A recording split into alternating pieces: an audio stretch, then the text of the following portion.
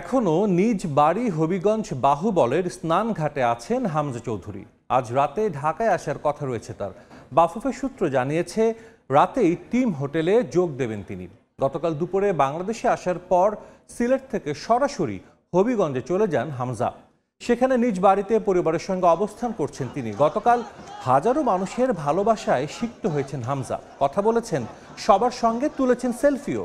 আজ সারাদিনও সেখানেই থাকবেন তিনি। পরে রাতের ফ্লাইটে সিলেট থেকে ঢাকায় ফিরবেন হামজা, উঠবেন টিম হোটেলে। ১৯ মার্চ বাংলাদেশ দলের সঙ্গে প্রথমবারের মতো অনুশীলন করার কথা রয়েছে তার। সে সময় সংবাদ মাধ্যমের সঙ্গেও কথা বলবেন ভারত ম্যাচ নিয়ে।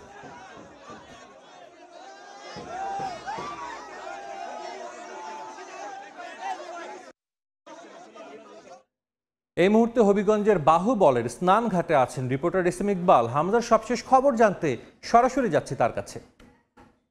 এই মুহূর্তে দাঁড়িয়ে আছি হামজা চৌধুরীর যে গ্রামের বাড়ি স্নানঘাট, সেই স্নানঘাটে আমার পেছনে দেখতে পাচ্ছেন এটি হচ্ছে হামজার বাড়ি এবং এই মুহূর্তে সে হচ্ছে আসলে ঘুমাচ্ছে। গতকালের থেকে যদি শুরু করি, হামজার হচ্ছে আসলে বেশ কিছু আনুষ্ঠানিকতা ছিল আজকে দ্বিতীয় দিন, যেহেতু দ্বিতীয় দিনে বেশ কিছু আনুষ্ঠানিকতা ছিল তার এখানে করার, কিন্তু সময় স্বল্পতার কারণে কিন্তু সেগুলি সম্ভব হচ্ছে না। কারণ গতকাল একেবারে সেহরি পর্যন্ত কিন্তু তাকে বিভিন্ন আনুষ্ঠানিকতায় অংশ নিতে হয়েছে। আমরা যতটুকু জেনেছি যে গ্রামের লোকজন থেকে শুরু করে তার আত্মীয় স্বজন সবাই এখানে এসেছেন এবং গভীর রাতে মধ্যরাত পর্যন্ত তাদের সঙ্গে তিনি কথা বলেছেন, দেখা করেছেন, যার কারণে সেহরিতে গিয়ে তাকে ঘুমাতে হয়েছে এবং তিনি এখনো আসলে ঘুম থেকে ওঠেননি। তবে আমাদের কাছে যতটুকু তথ্য রয়েছে, তিনি ঘুম থেকে উঠলে পরে এখানে হচ্ছে কিছু সোশ্যাল ওয়ার্ক যেটাকে বলি সেটা তিনি করবেন।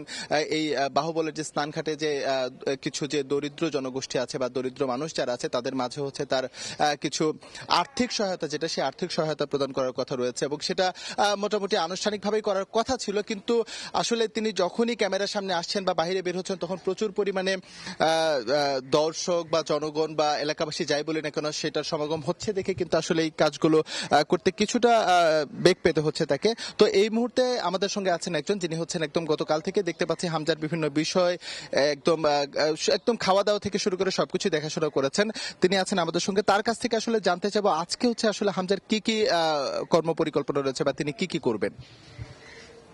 আজকে ঘুম থেকে উঠবেন, উঠে নাস্তা ওখানে খাবেন, খাওয়ার পরে এই এলাকার যে কিছু গরিব দুঃখী মানুষ আছে, এটা ওই রমজানের যে একটা ফিরতে একটা বিষয়, এই ফিরতে স্বরূপ মানুষের কিছু দান খয়রাত উনি করবেন।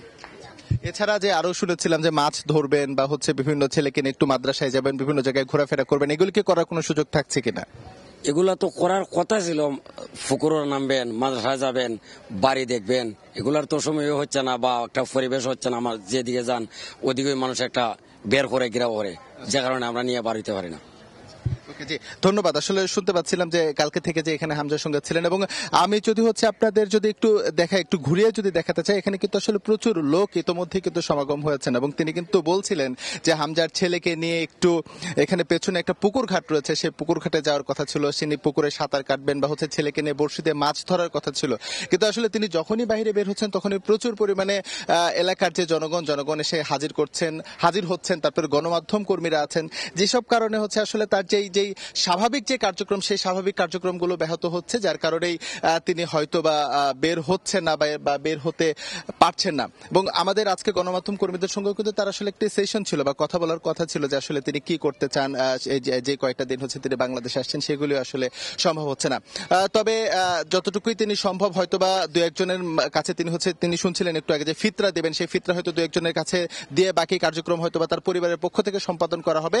এরপরে হামজা চলে যাবেন এখান থেকে হবিগঞ্জ হয়ে তিনি সিলেট যাবেন। সিলেটে গিয়ে কিন্তু আজ 8:40 হচ্ছে তার ফ্লাইট রয়েছে, সেই ফ্লাইটে করে তিনি হচ্ছে ঢাকায় যাবেন এবং ঢাকায় গিয়ে জাতীয় দলের সঙ্গে ক্যাম্পে তিনি যোগ দেবেন। তো এই ছিল আমার কাছে হবিগঞ্জের বাহুবল থেকে সবশেষ তথ্য। আমাদের সঙ্গে হবিগঞ্জের বাহুবল থেকে যুক্ত হয়েছিলেন রিপোর্টার এস এম ইকবাল।